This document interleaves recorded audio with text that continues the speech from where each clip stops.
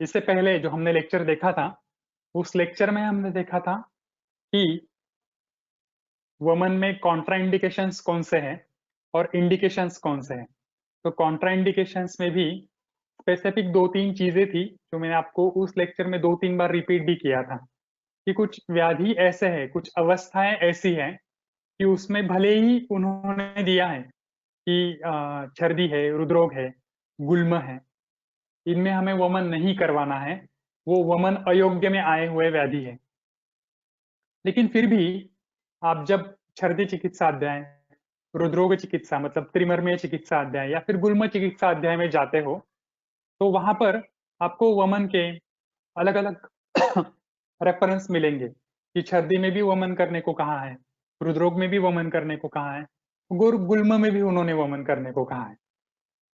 तो ऐसा क्यों कि पहले चिकित्सा स्थान में आपको बताते हैं कि हाँ यहाँ पर वमन वगैरह करवाना है, और फिर सिद्धि स्थान में जब योग्य अयोग्य की बात आती है तो उस वक्त चरक जी आपको बताते हैं कि नहीं, इन तीनों व्याधियों में या फिर कुछ व्याधि का लिस्टिंग दिया है, उस व्याधियों में आपको वमन नहीं करना है, इस व्याधि में आपको विरेचन नहीं करना है, इस व्याधि में आपको बस्ती नहीं करना है, जैसे कि कुष्ठ में बस्ती नहीं करना है। तो ऐसे अलग अलग कॉन्ट्रा इंडिकेशंस वो दे के रखते हैं। तो ऐसे क्यों उन्होंने दिया है, और मैंने आपको पहले लेक्चर में भी बताया है कि कौन से व्याधि की कौन सी अवस्था में कौन सा कर्म करना है और कौन सा नहीं करना है, इसके बारे में बहुत सुंदर, अत्यंत सैद्धांतिक रूप से और हमें बहुत आंखें खोल देने वाले ऐसे कुछ सिद्धांत चरक जी ने लिख के रखे हैं कि वो अगर आपके नजरों के सामने ना आए तो बहुत बार हम जो कुछ नॉलेज हमें मिलना चाहिए वो नॉलेज नहीं मिलता है, वो हमारी आंखों से चूक जाता है, उसकी तरफ हम नहीं पहुंच पाते हैं। और बहुत बार बड़े बड़े वाद विवाद भी होते हैं कि कुष्ठ में बस्ती कर्म नहीं करना चाहिए, रुद्रोग में वमन नहीं करना चाहिए, गुल्म में वमन नहीं करना चाहिए, छर्दी में वमन नहीं करना चाहिए, प्रमेह में शोधन नहीं करना चाहिए। ऐसे बहुत बड़े बड़े वाद विवाद होते हैं। क्यों? क्योंकि वो सिद्धांत हमें समझ में नहीं आते हैं, इस वजह से वो वाद विवाद होते हैं। चरक ने कहीं पर भी आपको वाद विवाद करने के लिए चांस छोड़ा ही नहीं है। वो बहुत ही आपको क्लियरली अच्छे तरीके से सैद्धांतिक रूप से तर्कशास्त्र से अलग अलग सिद्धांतों का एप्लीकेशन करते हुए, अलग अलग तंत्र युक्तियों का एप्लीकेशन करते हुए, अनेक शास्त्रों का आपको ज्ञान होना चाहिए, ये सारा ज्ञान एक साथ लेकर चरक जी आपको बहुत सारी अवस्थाओं के बारे में एक्सप्लेन करते हैं कि कौन से अवस्था में कौन सा कर्म करना है, कौन सी अवस्था में कौन सा कर्म नहीं करना है, और अगर वैसी अवस्था उत्पन्न नहीं होती है तो वैसी अवस्था उत्पन्न करके वो कर्म कैसे करना चाहिए, इसके बारे में वो कुछ आपको सिद्धांत बताते हैं। आज के लेक्चर में हम ऐसे ही कुछ सिद्धांतों के बारे में देखने वाले हैं। ओके, तो उसमें से चरक सिद्धि स्थान दूसरा नंबर का जो अध्याय है उसमें कुछ सिद्धांत आए हैं। पंचकर्म सिद्धि नाम का जो अध्याय है, उसी अध्याय में सारे इंडिकेशंस और कॉन्ट्रा इंडिकेशंस है। वमन के लिए योग्य अयोग्य, विरेचन के लिए योग्य अयोग्य, बस्ती के लिए योग्य अयोग्य, ऐसे सारी योग्य अयोग्यों का वर्णन जो है वो उसी अध्याय में दिया है। सारे पंचकर्मों की अवस्थाओं का वर्णन करने के बाद सबसे अध्याय के सबसे एंड में आपको ये एक सूत्र देते हैं। वो सूत्र अभी आपके स्क्रीन पर दिख रहा है। सूत्र देखिए वो क्या है। मैंने इसको जानबूझ के हेडिंग डाला है कि अवस्था प्राप्त्यम ही निर्दिष्टम। ये जो हेडिंग है ना, यही सबसे इंपॉर्टेंट है कि कौन सी अवस्था कब उत्पन्न होती है, वो अवस्था वैद्य को जाननी है, और वो अवस्था जानने के बाद आपको निर्दिष्टम मतलब हमने जो निर्देश किए हैं उस निर्देश के हिसाब से आपको कौन सा कर्म करना है और कौन सा कर्म नहीं करना है, ये आपको चरक जी एकदम क्लियरली बताते हैं। इसलिए वैद्य को जो है वो अवस्था समझ में आनी चाहिए कि वो अवस्था कौन सी है। सूत्र देखिए क्या है, वही एक एक अवस्था आपको चरक जी एक एक लाइन में बहुत ही सुंदर पद्धति से समझाते हैं। कोई भी डाउट नहीं रखते आपके मन में। आप एक एक लाइन हम देखेंगे, लाइन के हिसाब से उसका अर्थ देखेंगे वो हमें क्या बताना चाहते हैं। इति पंचविधम कर्मम विस्तरण निदर्शितम येभ्यो यन्न हितम यस्मात् कर्मम येभ्यश्च यद अहितम। देखो वो कहते हैं इति पंचविधम कर्मम विस्तारेण निदर्शितम।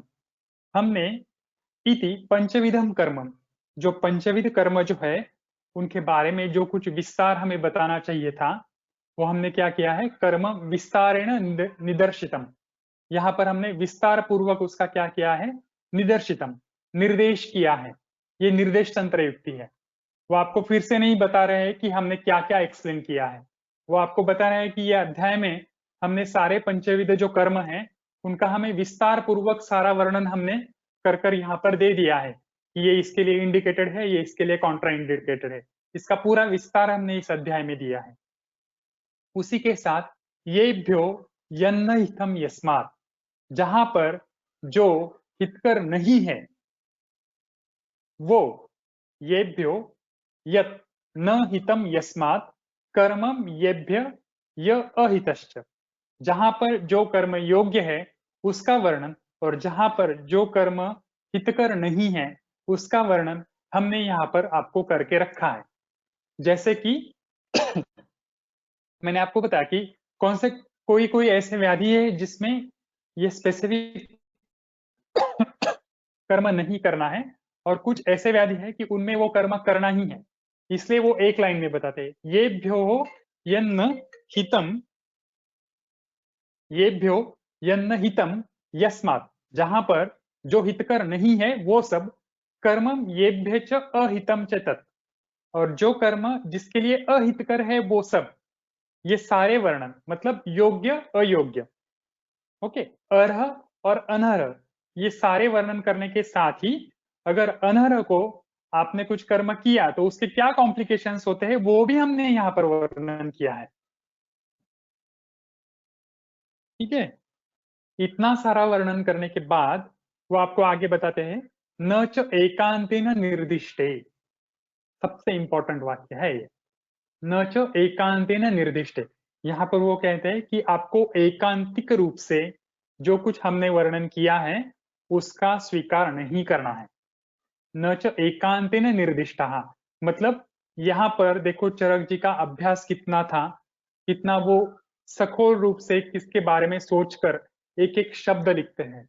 अनीश्वरवादी जो हमारे बाकी के जो दर्शन शास्त्र है, जैसे कि चारवाक दर्शन है, जैन दर्शन है, बौद्ध दर्शन है, इसमें से बौद्ध दर्शन में अनेकांतवाद का उपयोग किया गया है। वही अनेकांतवाद का स्वीकार पूर्ण रूप से चरक जी यहाँ पर करते हैं। अनेकांतवाद में क्या दिया है कि आपको एक ही दृष्टि से चलकर नहीं रखना है, कि अगर यहाँ पर हमने बोला है कि हाँ रुद्रोग में वमन नहीं करना है, ऐसा हमने बोल दिया, लेकिन चरक जी बोल रहे हैं कि न च एकांतेन निर्दिष्टम, आपको एकांतिक रूप से उसका स्वीकार नहीं करना है। अनेकांतवाद में क्या दिया है कि हाँ चलो हमने मान लिया कि ईश्वर एक तत्व है, लेकिन कोई कोई बोलता है कि ईश्वर दो तत्व है, कोई बोलता है ईश्वर तीन तत्व है, कोई बोलता है ईश्वर पांच तत्व का है। तो ये जो अनेकांतवाद है वो अनेकांतवाद हमें क्या समझाता है कि कोई एक का ही स्वीकार हमें नहीं करना है। जिस शास्त्र में जो कुछ हमें अच्छा लगता है, जो कुछ हमारे शास्त्र को पूरक है, उस शास्त्र का हमें स्वीकार करना है। यह है अनेकांतवाद। अनेक ऐसे शास्त्र हैं, जैसे कि अभी हमने देखा कि मदन फल संग्रह विधि में उन्होंने कुछ नक्षत्रों का अंतर्भाव किया है। तो एक्चुअली नक्षत्र ये जो भाग है ये आयुर्वेद शास्त्र का नहीं है, ये ज्योतिष शास्त्र का भाग है, लेकिन फिर भी हमारे शास्त्र ने क्या किया, हमारे लिए वो इंपॉर्टेंट है तो हमने उसका क्या किया, स्वीकार किया। तो ये क्या है, अनेकांतवाद है। हमने दूसरे शास्त्र का जो सिद्धांत है उसका स्वीकार किया। इसलिए चरक जी यहाँ पर बोल रहे हैं न च एकांतेन निर्दिष्टे, आपको एकांतिक रूप से किसी एक ही शास्त्र का अभ्यास करके उसका ही आपको अट्टहास नहीं रखना है कि नहीं हमारे शास्त्र में ऐसे बोला है, नहीं हमारे शास्त्र में बोला है कि रुद्रोग में वमन नहीं देना है तो नहीं देना है, ऐसे नहीं करना है। यहाँ पर वो आपको क्या दे रहे हैं, न च एकांतेन निर्दिष्टे अपि अर्थे अभिनिवेश बुधा, आपको क्या करना है, बुद्धि से अभिनिवेश करना है। अभिनिवेश करना है मतलब क्या करना है कि देखना है कि इस शास्त्र में क्या दिया है, उस शास्त्र में क्या दिया है, इन सब का हमें क्या करना है, अभिनिवेश करना है। अभिनिवेश करना है मतलब उसका हमें ऊहन करना है, ऊहापोह करना है कि छोटी छोटी चीजों को हमें समझ लेना है। हमारे बुद्धि को विशेष रूप से जानकर, उसको परख कर अनेक सारे जो सिद्धांत है उनका हमें ग्रहण करना है। वो ग्रहण कैसे करना है? स्वयं अपि अत्र वैद्येन तर्क्यम बुद्धिमताम भवेत। वैद्य को क्या करना है? स्वयं अपि अत्रम। देखो वैद्य को यहाँ पर खुली छूट दे रहे हैं। स्वयं अपि अत्रम, वैद्य को स्वयं क्या करना है? अपि अत्रम तर्क्यम बुद्धिमताम भवेत। तर्क से, बुद्धि से उसको क्या करना है? निर्णय लेना है। क्या निर्णय लेना है? कि हाँ, भले ही इन्होंने बोला है कि हाँ ईश्वर एक तत्व है, लेकिन कहीं पर ऐसे भी है ना कि ईश्वर तीन स्वरूप में है, उसके तीन तत्व है, सत्व रजतम। हमें वो भी एक्सेप्टेड है, चलेगा। कोई बोलता है कि ईश्वर पांच तत्वों में विभाजित है। हाँ, पांच तत्वों में विभाजित है, कोई प्रॉब्लम नहीं। पृथ्वी, आप, तेज, वायु, आकाश, इनमें ईश्वर तत्व विभाजित है। कोई बोलता है कि नहीं, ईश्वर का एक ही तत्व है, वो शुद्ध स्वरूप में है। हाँ चलेगा, हमें कोई प्रॉब्लम नहीं। पुरुष एक ही पुरुष का वर्णन किया गया है, एक ही आत्म तत्व है, एक ही ब्रह्म तत्व है, इसलिए ईश्वर भी एक ही है। हम उसका भी स्वीकार करते हैं। तो ये क्या हो गया? हमने क्या किया? अपनी बुद्धि से, अपने तर्क से हमने क्या किया? इसका अभिनिवेश किया। ओके, ये सारी लाइन जो है वो बहुत अच्छी पद्धति से आप याद रखो। इनके ऊपर हमेशा आपको ध्यान रखकर पंचकर्म में कौन सा कर्म, हर एक सिद्धांत पंचकर्म का, ये जो चार पांच लाइन आपको दिख रही है इसके ऊपर ही बेस है। कौन सा कर्म कहाँ पर कैसे करना है और कौन सा कर्म कहाँ पर नहीं करना है, और कौन सी अवस्था उत्पन्न होने के बाद हमें कौन सा निर्णय लेना है, इसके लिए चरक ने आपको ये पांच छह लाइन लेकर रखी है।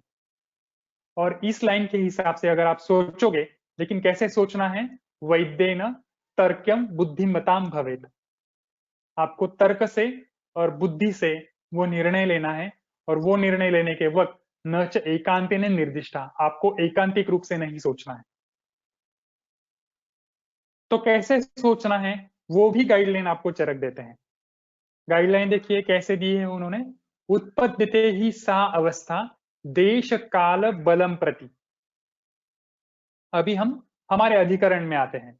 हमारा अधिकरण है पंचकर्म, और पंचकर्म के अधिकरण में वो आपको बताते हैं कि भले ही हमने दे दिया कि इस व्याधि में ये नहीं करना है, इस व्याधि में ये करना है, तो ये करने के लिए वो देते हैं कि कैसे करना है और कैसे नहीं करना है। उत्पद्यते ही सा अवस्था देश काल बलम प्रति। कोई भी व्याधि में अगर आपको वैसी अवस्था दिखती है, कैसी अवस्था आगे मैं आपको बता दूंगा कि कौन सी अवस्था कैसे आती है, लेकिन वो अवस्था के साथ ही देश, काल और बल, देश से रुग्ण देश और भूमि देश, इनका ग्रहण करना है।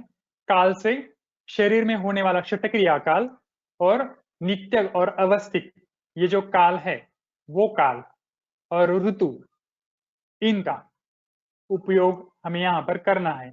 ये और बल, बल में भी व्याधि का बल, रुग्ण बल, औषध का बल, इन सब का बल, ये देखते हुए हमें क्या करना है? वैद्येन तर्क्यम बुद्धिमताम भवेत। इनका हमें क्या करना है? तर्क करना है, इनका अभिनिवेश करना है, इन पर हमारी बुद्धि को थोड़ा सा खर्च करना है। और उसके बाद हमें क्या समझ में आएगा? उत्पद्यते ही सा अवस्था, वो अवस्था उत्पन्न हुई है या नहीं हुई है। अगर हुई है तो क्या करना है? यस्य कार्यम अकार्यम स्यात्। अगर वो अवस्था उत्पन्न हुई है, और अगर हमने कहा है कि ये अवस्था में आपको ये कर्म करना है, तो आपको वो करना ही है। यस्य कार्यम अकार्यम स्यात्। और ऐसे भी हो सकता है कि किसी किसी व्याधि में हमने कहा है कि ये कर्म करना है, लेकिन अगर आपको लगता है कि वो अवस्था उत्पन्न नहीं हुई है, तो वो कर्म वहां पर नहीं करना है। इसलिए यस्यम कार्यम अकार्यम स्यात्, जहां पर हम बोलते हैं कि ये कर्म यहां पर करना है, लेकिन वो अवस्था वहां पर उत्पन्न नहीं हुई है, तो अकार्यम स्यात्, वहां पर वो कर्म नहीं करना है। भले ही हमने दे दिया कि कुष्ठ में आपको वमन करना ही है, बहुदोष संशोधित कुष्टि हमारा सिद्धांत है, लेकिन कुष्ठ का जो रुग्ण है वो शोषी है, तो वहां पर वो अवस्था उत्पन्न नहीं हुई है, क्योंकि शोष और कुष्ठ ये दोनों एक साथ आ जाते हैं, तो वहां पर आपको सबसे पहले उसके मल की रक्षा करने का विधान है। इसलिए उत्पद्यते ही सा अवस्था, वो अवस्था वहां पर उत्पन्न नहीं हुई है। इसलिए आपको क्या करना है, यस्य कार्यम अकार्यम स्यात्, भले ही हमने कुष्ठ में कहा है कि वमन कराओ, विरेचन करवाओ, लेकिन आपको वहां पर वो कर्म नहीं करना है। और इससे उल्टा अगर हम कहते हैं कि कुष्ठ में आपको बस्ती कर्म नहीं करना है, लेकिन आपको दिख रहा है कि अवस्था ऐसी है कि पेशेंट को यहाँ पर कुष्ठग्न बस्ती देने की जरूरत है, उसकी आवश्यकता है, तो कर्मम कार्यम च वर्जितम, तो ऐसे अवस्था में अवस्था उत्पन्न हुई है, आपको दिख रहा है कि वो अवस्था है, तो वहां पर आपको कुष्ठ में बस्ती कर्म करने का भी विधान है। इसलिए वो लाइन बहुत इंपॉर्टेंट है। उत्पद्यते ही सा अवस्था देश काल बलम प्रति, देश काल और बल इनका विचार करते हुए उसी के साथ यस्य कार्यम अकार्यम स्यात् कर्मम कार्यम च वर्जितम, कहां पर कौन सा कार्य वर्जित करना है। कार्यम मतलब हमारा कौन सा अधिकरण चालू है, पंचकर्म का अधिकरण है, तो पंचकर्म के अधिकरण के हिसाब से कौन सा पंचकर्म कहां पर वर्जित है और कौन सा पंचकर्म कहां पर करना है, ये हमें इस पर डिपेंडेंट है। उत्पद्यते ही सा अवस्था, रुग्ण की अवस्था, व्याधि की अवस्था, देश की अवस्था, काल की अवस्था और बल की अवस्था, इनका विचार करते हुए हमें कौन सा कर्म कहां पर करना है और कौन सा नहीं करना है, ये क्या करना है, वैद्यम वैद्येन तर्क्यम बुद्धिमताम भवेत्, वैद्य बुद्धिमान होना चाहिए और उसने अपने बुद्धि से अभिनिवेश करना चाहिए, तर्क करना चाहिए, एकांतिक रूप से विचार न करते हुए, अनेकांतवाद का स्वीकार करते हुए, अनेकों विध कारणों का विचार करते हुए, वहां पर वो कारण मीमांसा क्या है, कार्य कारण भाव क्या है, वो समझते हुए हमें कर्म का चयन करना है। और वो कर्मों का चयन कैसे करना है, उसके लिए वो आपको एग्जाम्पल देते हैं। छर्दी रुद्रोग गुलमानाम वमनम स्वे चिकित्सिते, भले ही हमने वमन के कॉन्ट्राइंडिकेशन में बोला है कि छर्दी रुद्रोग और गुल्म इनमें वमन नहीं करना है, लेकिन छर्दी रुद्रोग गुल्मानाम वमनम स्वे चिकित्सित चिकित्सिते, छर्दी रुद्रोग और गुल्म इनकी चिकित्सा वमन से हो सकती है, लेकिन कैसे, अवस्था प्राप्यम ही निर्दिष्टम, वहां पर वो अवस्था निर्माण होनी चाहिए। कैसी अवस्था, कि उस अवस्था में आप छर्दी में भी वमन कर पाओ, रुद्रोग में भी वमन कर पाओ, गुल्मो गुल्म में भी वमन कर पाओ और कुष्ठ में बस्ती कर्म कर पाओ। ऐसी अवस्था अगर वहां पे उत्पन्न होती है, तो आपको वो कर्म वहां पर भले ही वो कॉन्ट्राइंडिकेटेड है, लेकिन देश काल और बल इनका आपको क्या करना है, उहापोह करते हुए, इनका अभिनिवेश करते हुए, इनका तर्क करते हुए आपको वो निर्णय लेना है। चरक जी आपको खुली छूट दे रहे हैं।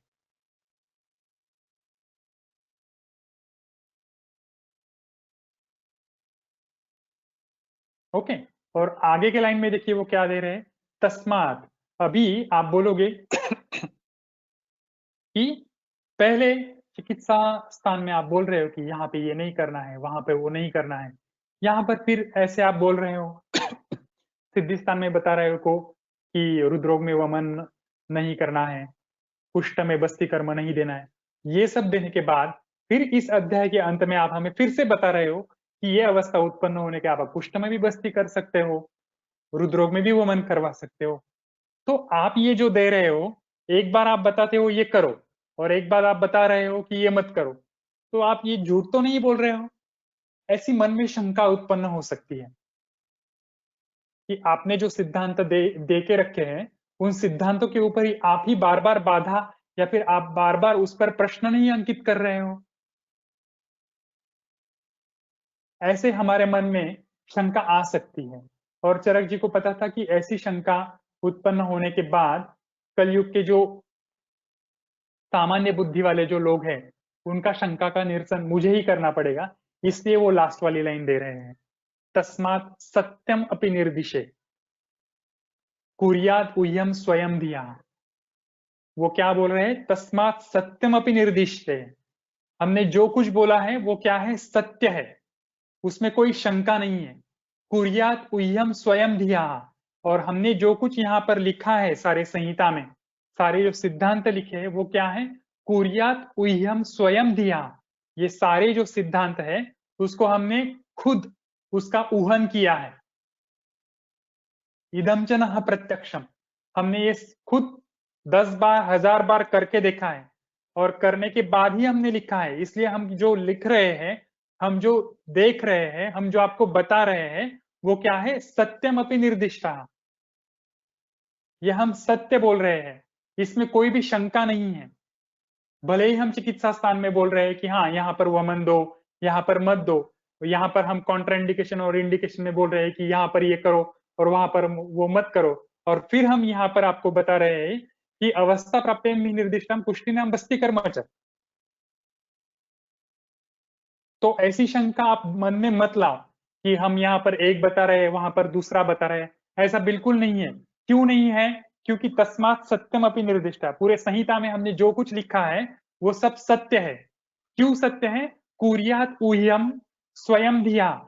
हमने ये स्वयं सब कुछ ऊहन करके, सब कुछ प्रत्यक्ष, अनुमान, शब्द, आप्तोपदेश, इन सारे प्रमाणों का इसके ऊपर हमने क्या किया है? अलग अलग प्रकार की रिसर्च करके ये आपके सामने रखा है। और अगर ऐसा नहीं होता, बिना तर्क से अगर हमने ये लिखा होता, तो आपको क्या दे रहे हैं? आदि आगे क्या दे रहे हैं? बिना तर्के न या सिद्धि यदृच्छा सिद्धि एव सा। अगर हमने ये कुछ ऐसे ही लिख दिया होता, कोई भी इस पर कुछ भी प्रयोग ना करते हुए, इसका ऊहन ना करते हुए, बुद्धि का तर्क ना करते हुए, अवस्थाओं का विचार ना करते हुए, ऐसे ही अगर हमने इसको लिख के रखा होता, तो ये सब कुछ क्या होता?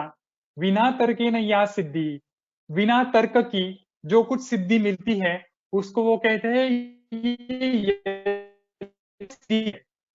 यदृच्छा सिद्धि हो जाती है। यदृच्छा सिद्धि मतलब कैसे? कि हाँ चलो, मैंने इसका आपको एग्जांपल देता हूं कि मैंने एक्चुअली पेशेंट को वमन किया कुष्ठ व्याधि के लिए, लेकिन कुष्ठ के साथ पेशेंट को पक्षाघात भी था। मैंने वमन करवाया कुष्ठ व्याधि के लिए, लेकिन कुष्ठ तो ठीक हो ही गया, लेकिन पक्षाघात भी ठीक हो गया। तो पक्षाघात ठीक होने की जो हमें सिद्धि प्राप्त हुई है, जो फल प्राप्ति हुई है, हमने ट्रीटमेंट नहीं करवाई थी, ट्रीटमेंट नहीं करवाई थी, उसके लिए हमने ट्रीटमेंट करवाई थी कुष्ठ के लिए, और तो कुष्ठ लगाया ही नहीं था। तो वो क्या था? बिना तर्के न या सिद्धि, सिद्धि यदृच्छी सिद्धि या यदृच्छा सिद्धिरेव। वो जो सिद्धि प्राप्त होती है उसको यदृच्छा कहा जाता है। यदृच्छा मतलब जिसको कोई अर्थ नहीं होता है, जिसके पीछे कुछ लॉजिक नहीं लगाया जाता है। तो ऐसी सिद्धि का हमें कभी प्राप्ति ही नहीं होती है। ऐसे चिकित्सा का फल हमें कभी प्राप्त ही नहीं होता है।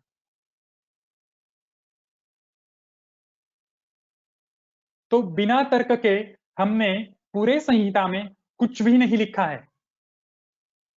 मतलब पूरे संहिता में यादृच्छिक सिद्धि नाम का प्रकार कहीं पर भी नहीं है। हर जगह पर आपको तर्क वितर्क मिलेंगे ही, हर जगह पर आपको कार्य कारण भाव मिलेगा ही, हर जगह पर आपको बुद्धि से कुछ ना कुछ तो मिलेगा ही। इसलिए वो कह रहे हैं कि तस्मात् सत्यम अपि निर्दिशे है। हमने जो कुछ लिखा है वो सत्य है, उस पर हमने ऊहन किया है, उस पर हमने तर्क किया है।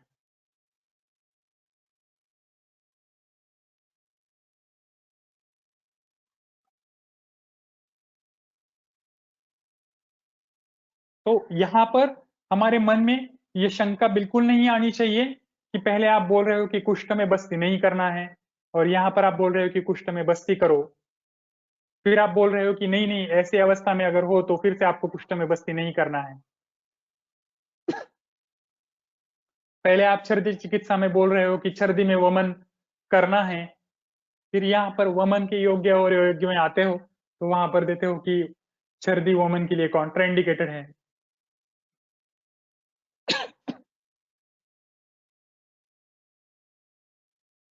तो ऐसा नहीं है।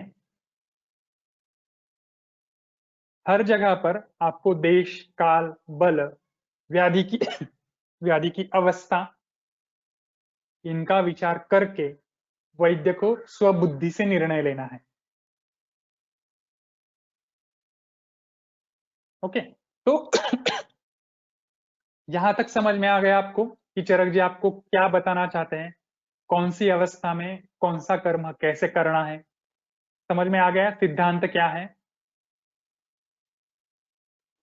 ओके, यहां तक समझ में आ गया है तो हम आगे जाते हैं।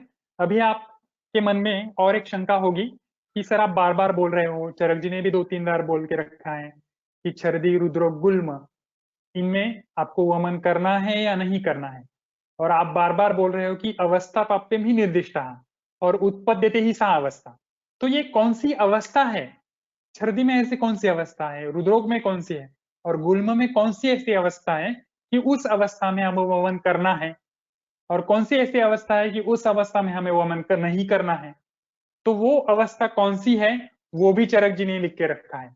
उन्होंने आपको कोई किसी जगह पर डाउट छोड़ा ही नहीं है, किसी जगह पर आपको शंका रखी ही नहीं है। ओके, तो अभी हम वो अवस्था देखते हैं कि कौन सी अवस्था में कौन सा हमें कर्म करना है। देखो, छर्दी की अवस्था देखिए, छर्दी में कौन सी अवस्था में हमें वमन करना है। आपने पहले श्लोक में तो देख लिया कि छर्दी कॉन्ट्राइंडिकेटेड है। वमन के जो अयोग्य थे उसमें हमने देखा कि छर्दी का वर्णन आया है कि उसमें हमें छर्दी में वमन नहीं करना है। लेकिन चिकित्सा स्थान 20 जो अध्याय है उसमें एक अवस्था है कि वहां पर वो देते हैं कि यहाँ पर आपको करना है, चिकित्सा है वमन करना है।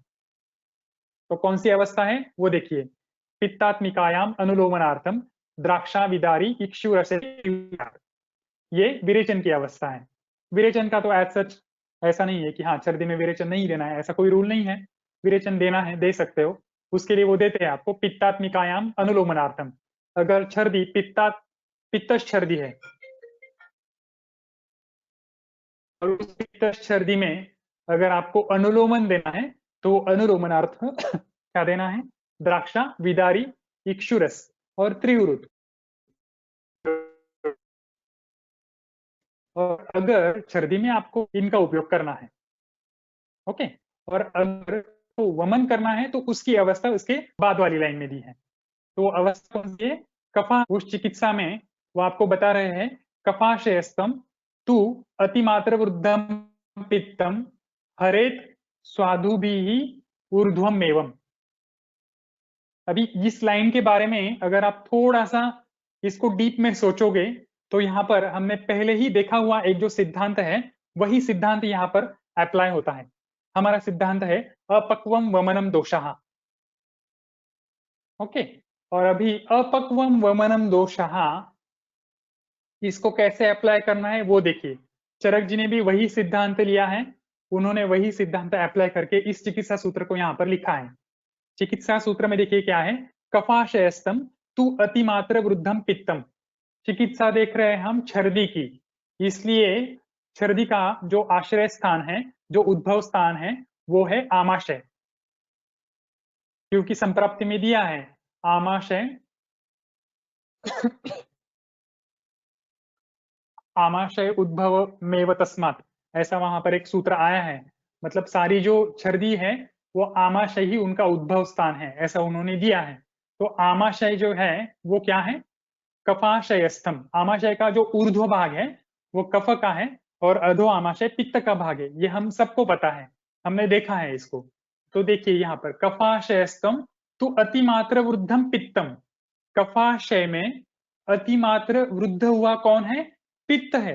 एक्चुअली आशय किसका है? कफ का। और अतिमात्र वृद्ध अवस्था में कौन आ रहा है वहां पर? पित्त आ रहा है। तो वो पित्त कौन सी अवस्था में है? आमाशय में आने वाला पित्त है। आमम अन्नस्य आशयः। तो वो आम अवस्था में आया हुआ पित्त वहां पर है।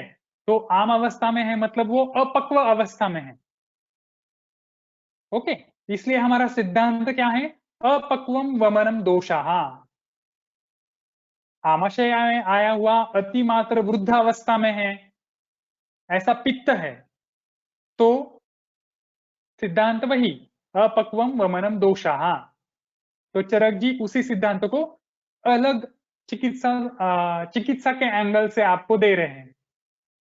क्या दे रहे हैं? हरेत स्वादु भी ऊर्ध्वम एवं। उसको हमें क्या करना है?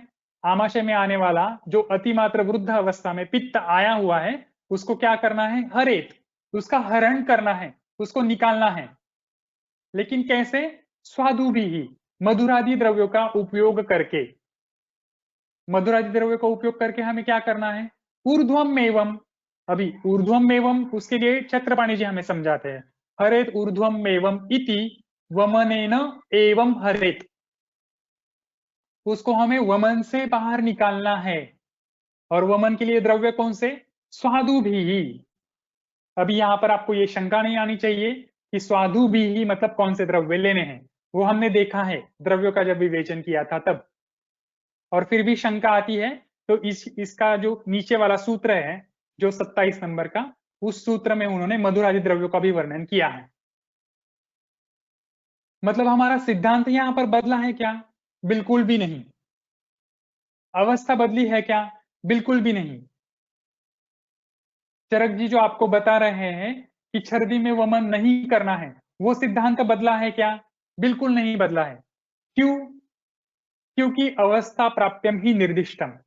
अगर अवस्था उत्पन्न होती है, अभी आप बोलोगे सर यहां पर कौन सी अवस्था उत्पन्न हो गई? तो अवस्था आपके सामने है, कफाशयस्तम तु अतिमात्र वृद्धम पित्तम। ये अवस्था अगर आपको दिखती है, पेशेंट छर्दी व्याधि का है, आपके सामने ये अवस्था उत्पन्न होती है, तो आपको ये बिल्कुल नहीं सोचना है कि चरक जी आपको बता रहे हैं कि छर्दी में वमन नहीं करना है और इसमें वमन कैसे करूं। ऐसी शंका आपके मन में बिल्कुल नहीं आनी चाहिए। क्योंकि अवस्था है कफाशय में आने वाला पित्त जो अपक्व अवस्था में है और वो वहां आया हुआ है, तो आपको क्या करना है? हरेत स्वादु भी ही ऊर्ध्वम एवं, उसका हरण करो, वमन करवाओ।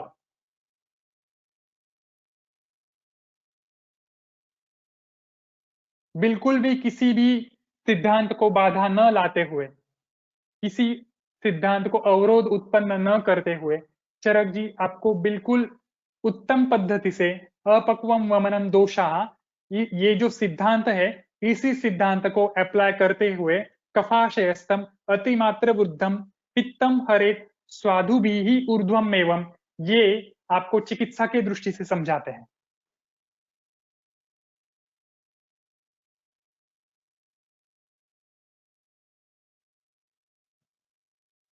समझ में आ गया सिद्धांत कैसे अप्लाई किया है और छर्दी में वमन कैसे करवाना है? तो अभी मन में कभी भी ये शंका नहीं आनी चाहिए कि छर्दी की कौन सी अवस्था में मुझे वमन करना है और कौन सी अवस्था में मुझे विरेचन करवाना है। ओके, जैसे हमने अभी छर्दी देखा, वैसे ही सेम रुद्रोग में भी ऐसे ही सूत्र आए हैं। त्रिमर्मीय चिकित्सा अध्याय में जाओगे तो वहां पर उन्होंने रुद्रोग में वमन करने के लिए एक लाइन दी है। वो देखिए क्या है? स्विन्नस्य वान्तस्य विलंघितस्य क्रिया कफग्नि कफमर्मरोगे। ये रुद्रोग के जो अलग अलग प्रकार है, वातज पित्तज कफज, ये जो प्रकार है उसमें से वातज और पित्तज, इन दो अवस्थाओं में वमन कॉन्ट्राइंडिकेटेड है। लेकिन कफज रुद्रोग जो है, उस कफज रुद्रोग में वो आपको स्पेसिफिक चिकित्सा सूत्र में बता ही देते हैं। स्विन्नस्य वान्तस्य, वान्तस्य मतलब वमन, स्विन्नस्य वान्तस्य विलंगितस्य, क्रिया कफग्नि कफमर्म रोगे, सारी कफग्नि क्रिया करनी है। किसके लिए? कफमर्म रोगे। कफमर्म रोगे मतलब हृदरोग, हृदय जो है वो कफ का मर्म स्थान है, इसलिए उसको कहा है कफमर्म रोगे।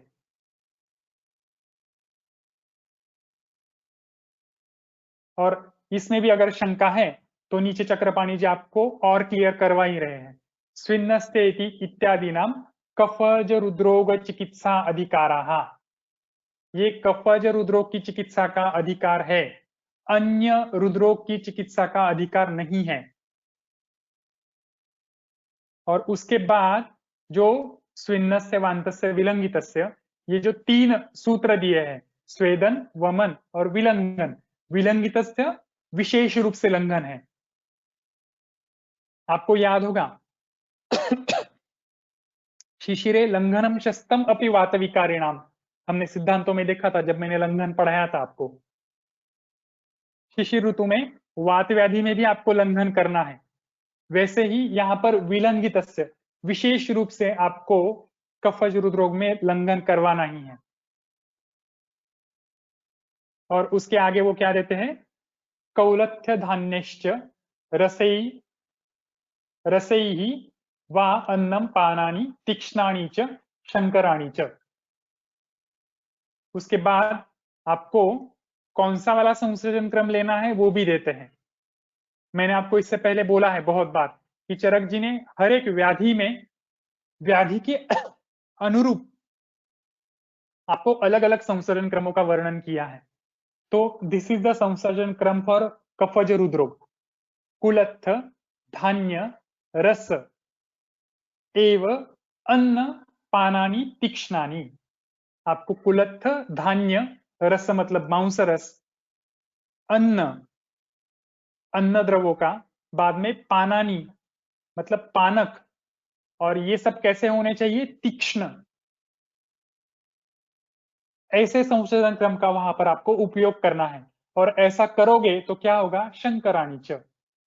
शंकराणी च मतलब कल्याण होगा। शंकर इस शब्द का अर्थ होता है कल्याण। तो वो जो कफज रुद्रोग वाला जो रुग्ण है उसका कल्याण होगा अगर आपने ये सब किया तो। ये पहली अवस्था रुद्रोग की। दूसरी अवस्था भी देते हैं वो, लास्ट वाली लाइन देखिए, प्रायो अनिलो रुद्ध गति ही प्रकुप्यत आमाशये शोधनम मेव तस्मात्।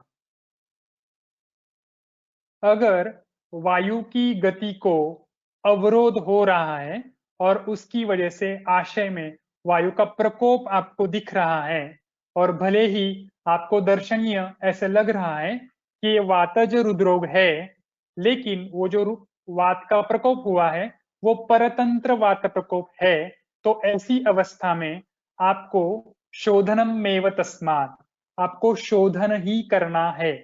क्यों? क्योंकि प्रायो अनिलो रुद्ध गति, यहां पर प्रायः क्या दिखेगा आपको? वायु की जो गति है उसको अवरोध उत्पन्न हुआ है, और वो अवरोध दूर करने के लिए आपको शोधन देना है। शोधनम मेव तस्मात्।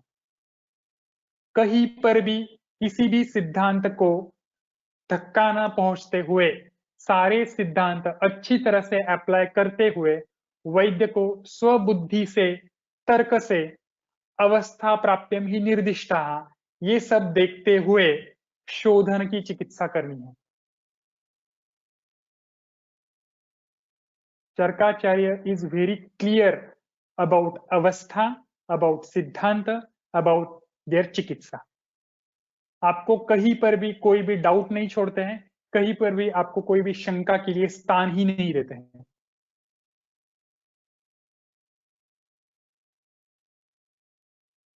रुद्रोग की दो अवस्थाएं समझ में आ गई? ठीक है, रुद्रोग की अवस्था समझ में आ गई हो तो हम आगे की ओर जाते हैं। गुल्म, सबसे प्यारा व्याधि, सबको पसंद है, सबको ऐसा लगता है कि गुल्म सिर्फ थ्योरी में पढ़ाया जाता है, गुल्म नाम का कोई व्याधि है ही नहीं। तो ऐसा बिल्कुल भी नहीं है। हमें हर व्याधि में गुल्म दिख सकता है, हर व्याधि गुल्म है, हर व्याधि में उदावर्त है। ओके, वो कैसे है वो मैं कभी आपको लेक्चर में समझाऊंगा, कौन से व्याधि में गुल्म कैसे दिखता है। लेकिन यहाँ पर हमारे लिए जो अधिकरण है उसके हिसाब से मैं आपको समझाता हूं कि गुल्म की कौन से अवस्था में आपको शोधन करना है। देखिए सूत्र में क्या है, वात गुल्मे कफो वृद्धे हत्वाग्नि अरुचिम यदि रल्लासम गौरवम तंद्रा जनयेत उल्लेखयेत तू तम। अवस्था दी है वात गुल्मे कफ वृद्धे, वातज गुल्म है लेकिन उसमें क्या हुआ है, कफ वृद्ध, कफ की वृद्धि हुई है। लेकिन सिर्फ वृद्धि नहीं हुई है, वो कफ की वृद्धि होने की वजह से हत्वाग्नि, उसने क्या किया है, अग्नि को हत किया है, वहां पर अग्निमांद्य निर्माण हुआ है। और उसमें पेशेंट को क्या सिम्टम दिख रहा है, अरुचि, रल्लास, गौरव और तंद्रा। ये 4 लक्षण उसमें आपको दिख रहे हैं। क्या क्या है, अरुचि है, रल्लास है, गौरव है और तंद्रा है।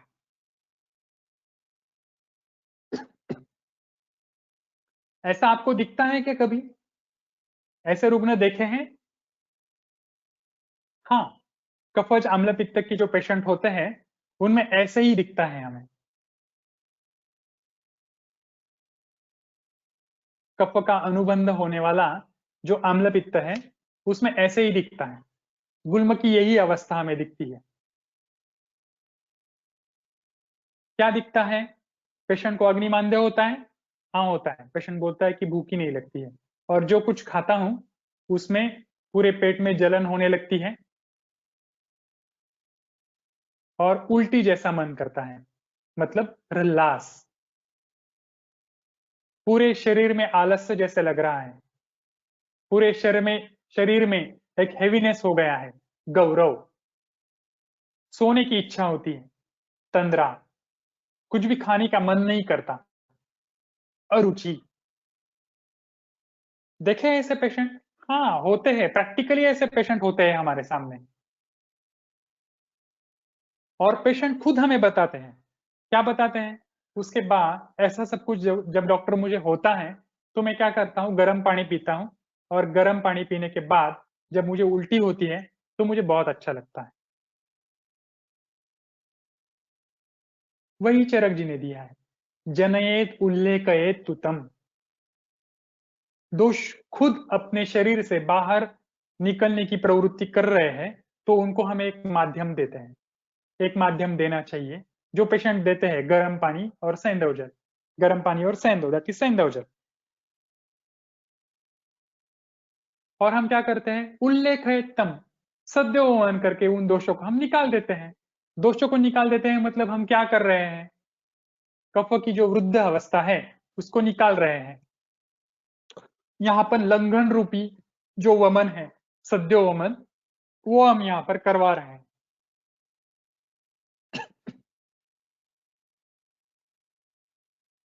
एक्चुअली गुल्म कौन सा है, वातज, लेकिन वो वातज गुल्म होने के लिए कफ वहां पर क्या है, वृद्धावस्था में है, वो बढ़ा हुआ है, और उसकी वजह से अग्निमांद्य, अरुचि, रल्लास, गौरव और तंद्रा यह हमें दिख रहा है। तो ऐसी अवस्था में हमें क्या करना है, जनेत उल्लेख है तू, यहाँ पर चरक जी हमें बता रहे हैं हमें वहां पर वमन करवाना है। और उसको क्लियर करने के लिए चक्रपाणी जी हमें तो बता ही रहे हैं, गुल्मे यद्यपि वमनम निषिद्धम।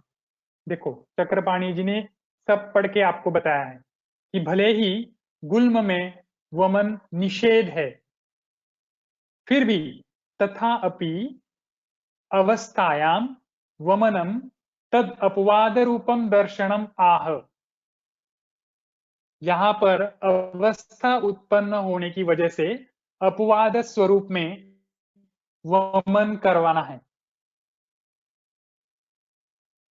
चक्रपाणी जी को भी पता था कि यहाँ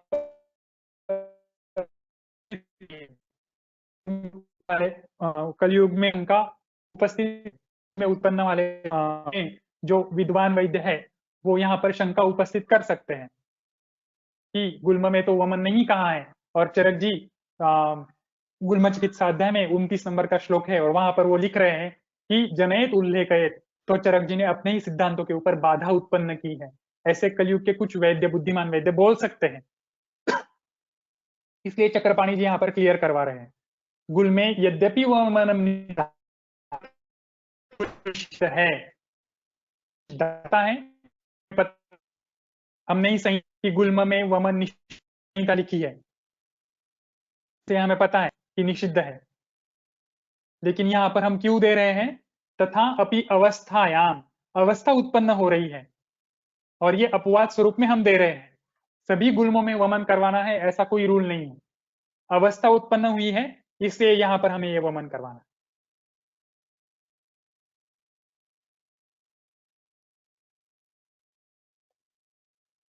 चरक संहिता में आम्ल पित्त का वर्णन नहीं है ऐसे लोग बोलते हैं, लेकिन आप ग्रहणी अध्याय में जाओगे, गुल्म अध्याय में जाओगे तो वहां पर अम्ल पित्त का वर्णन है और उसकी चिकित्सा भी कैसे करनी है वो भी दिया है।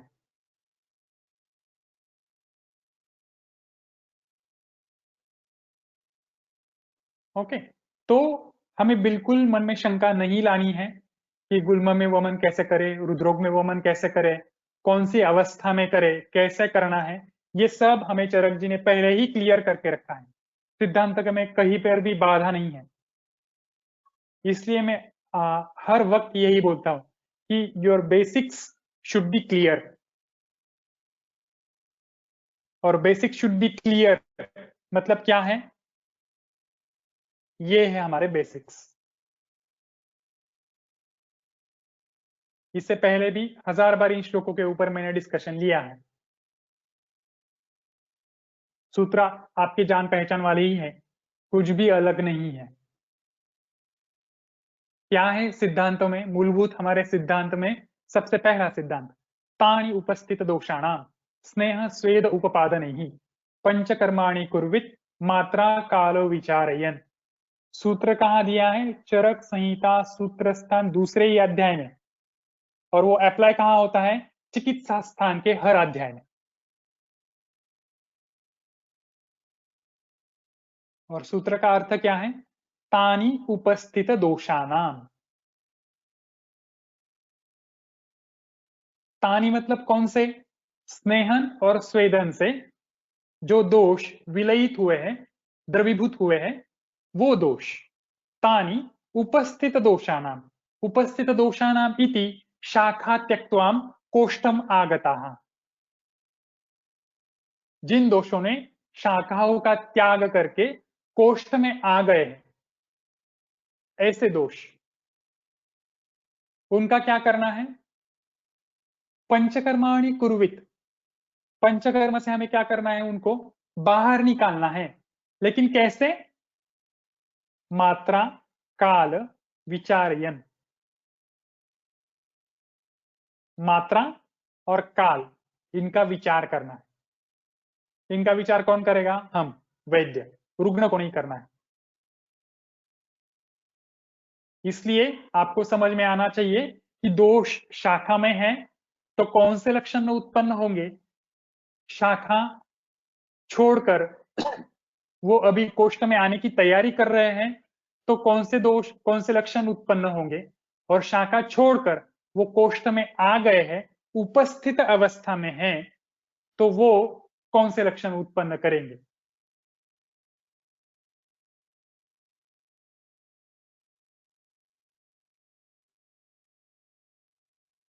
ओके, और एक बार वो कोष्ठ में आ गए तो उनको यथासन्नम विनिर्हरित,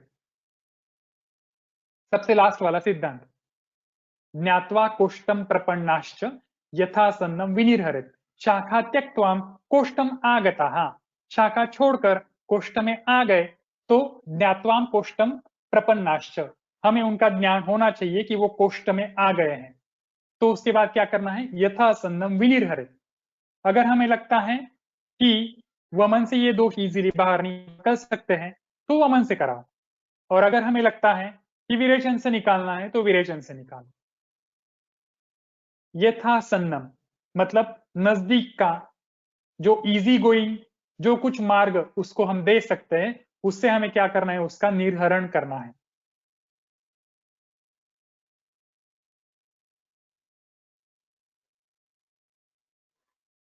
और ये तो सिद्धांत हमें पता ही है, सर्वदेह प्रविश्रुतान सामान दोषान न निर्हरेत। पूरे शरीर में फैले हुए प्रविश्रुतान, प्रकर्षेण विस्तृतेन, प्रविश्रुतान मतलब प्रकर्षेण विस्तृतेन इतस्ततः गमनेन, पूरे शरीर में प्रकर्ष से विस्तृत रूप से यहां वहां फैले हुए ऐसे जो साम अवस्था में दोष है, उनका हमें क्या करना है, सामान दोषान न निर्हरित, साम दोषों का कभी भी निर्हरण नहीं करना है। उसी के साथ लीनान धातु अनुत्कृष्टान और क्लॉजेस ऐड हो गए। लीन अवस्था में रहने वाले, धातुओं में चिपके हुए, और जो अनुत्कृष्ट, जो उत्क्लेशित अवस्था में नहीं है, ऐसे भी दोषों का हमें क्या नहीं करना है, निर्हरण नहीं करना है, क्योंकि वो लीन अवस्था में है, धातुओं को चिपके हुए है, उत्क्लेशित अवस्था में नहीं है, साम अवस्था में है।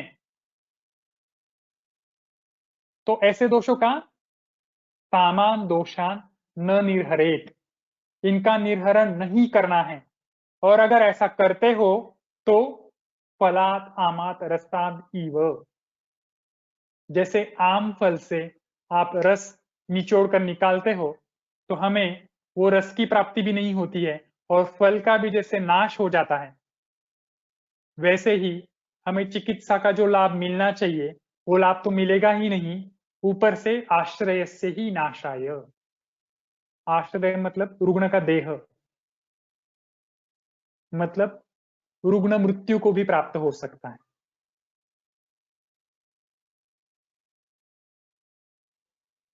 सारे आचार्य आपको एक ही पद्धति से एक ही चीज समझा रहे हैं, मात्रा कालो विचारयन, सिर्फ शब्द बदले हैं। तानि उपस्थित दोषानाम सामान दोषान न निर्हरेत, लीनान धातुषु अनुत्कृष्टान न निर्हरेत, यथासन्नम विनिर्हरेत। हर जगह पर एक ही सिद्धांत है, और इन सारे सिद्धांतों का उपयोग करते हुए आपको यह सोचना है कि रुद्रोग, गुल्म, छर्दी, कुष्ठ,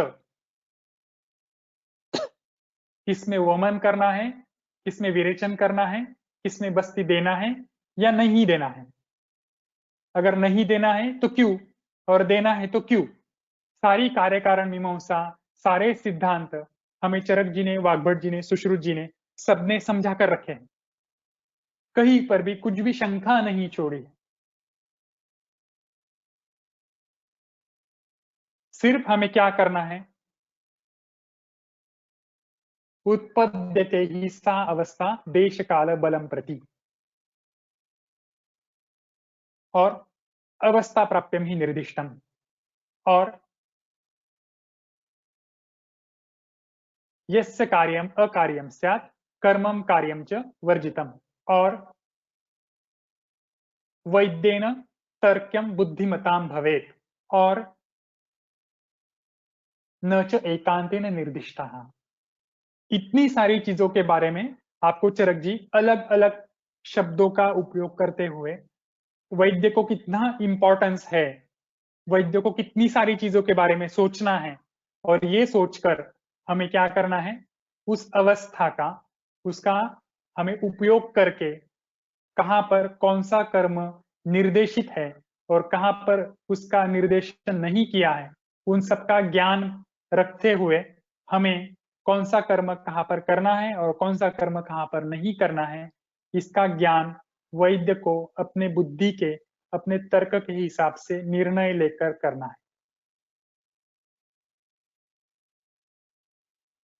ओके, तो आपके मन में या फिर किसी के भी मन में ये शंका बिल्कुल नहीं आनी चाहिए कि रुद्रोग में मैं वमन कैसे करूं, कुष्ठ में मैं बस्ती कैसे दूं, छर्दी में वमन कैसे कराऊं। बिल्कुल भी शंका नहीं आनी चाहिए। सिर्फ आपको सिद्धांतों का और कार्य कारण भाव का उत्तम ज्ञान होना चाहिए, तर्क बुद्धि होनी चाहिए और तर्क बुद्धि के साथ दोषों की अवस्थाओं का ज्ञान होना चाहिए। ये अगर आपको एक बार आ गया, बस आप कोई भी पंचकर्म कैसे भी कभी भी कर सकते हो। आज के लिए यहाँ पर रुकते हैं। थोड़ा सा इन सिद्धांतों के बारे में विचार कीजिए, मनन कीजिए। मनन करने के बाद कुछ शंकाएं हैं, तो शंकाएं आप पूछ सकते हो। ठीक है, आज के लिए यहाँ पर रुकते हैं।